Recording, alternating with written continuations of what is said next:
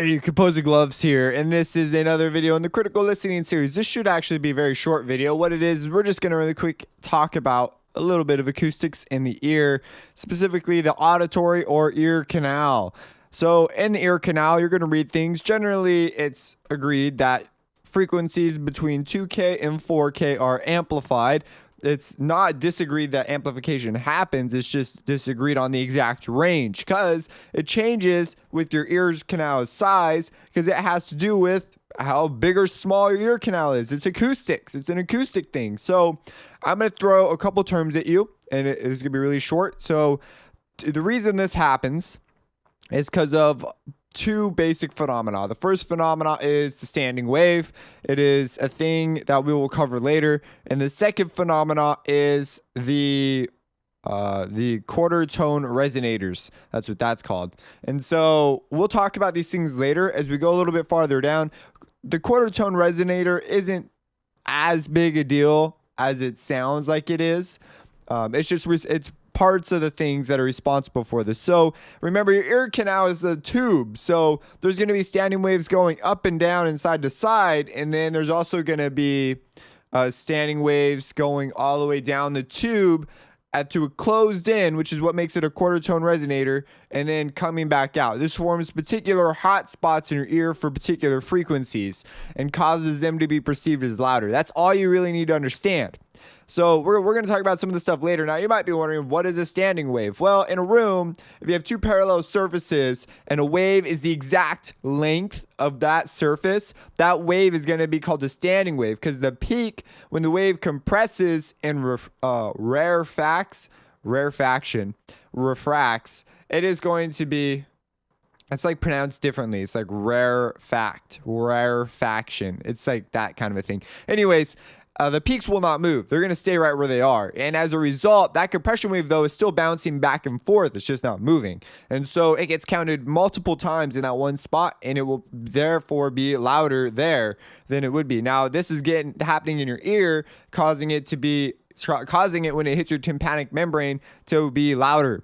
So it's a lot more complicated if you really want to get into exactly how it breaks down. At the end of the day, what matters for you is that you understand that there is a boost that happens between about 2K and 4K in adults. It changes as you get older, younger, if you're small, big, fat, large, if you have huge ears, small ears. All these things affect whether or not you, even being a boy or girl, changes this. So like everything changes with this. And it's not that big a deal. It's just you need to know that you have natural resonances. What are some of the byproducts of this? Well, because we know that these frequencies are typically louder, we know, or we're more sensitive to them. And that's just because it's very handy. Most people will call on evolution for this, where they say, I don't want to endorse any like particular set of way of thinking about these types of things because these ideas vary quite widely across people.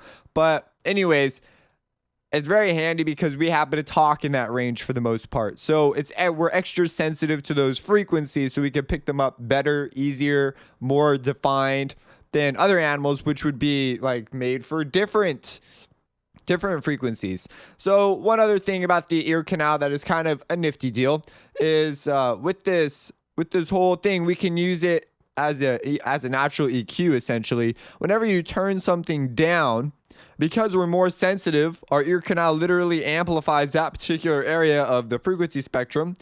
The highs and lows will literally get softer and will get louder as we turn our volume knob up and down. So when you're working in your DAW and you're like making some sort of a mix, you're turning stuff up and down, you might think that you are turning the whole volume down. Like you maybe you have a crowd, like you're doing some sort of a crowd in the background with some guy talking, and you've inserted this fake applause or fake crowd, and they're all going, yeah, woo, whoa. You know, they're having a good time. Well, if you turn that crowd down, you might think that you just turned the whole volume down based on what you just did. But in reality, you just EQ'd that crowd and turned it down. So yeah, you turned down the volume, but perceptually, you are going to now have the mid frequencies pop out while the highs and lows disappear for the most part. It's part of the Fletcher-Munson curve. So it's It's a really important concept that you understand. That's why there's a whole separate video for it. Now, the acoustics, of course, get quite complicated. This is a video on, this series is focused on critical listening. We will get into some acoustics because you have to know about it if you really want to know why things are happening the way they are. But for now, this is sufficient. There's a range and that's simply because your ear canal twists and turns, so it has particular parts of your ear will amplify different frequencies. So it's kind of a handy deal. So you can go look up more on your own if you're really interested in this type of a thing, but it's very, very cool, very usable, and very misunderstood when people are mixing. I do it all the time. I just turn my volume down and I perceive that, but in reality, there's a lot more going on here. So you might be calling, I was thinking about this. I was like, dang, I don't know if there's a plugin for this. I suppose you could just use an EQ and just put bumps in your mids all the time. I'm not sure what the exact value would be, but there's got to be like a plugin out there that compensates for this. Like there just has to be. This is totally, someone has figured this out and made, like they have to have. Like it's got to be a thing. If you have any questions, let me know. Subscribe and have a blessed day. And I'm not attached. There we go.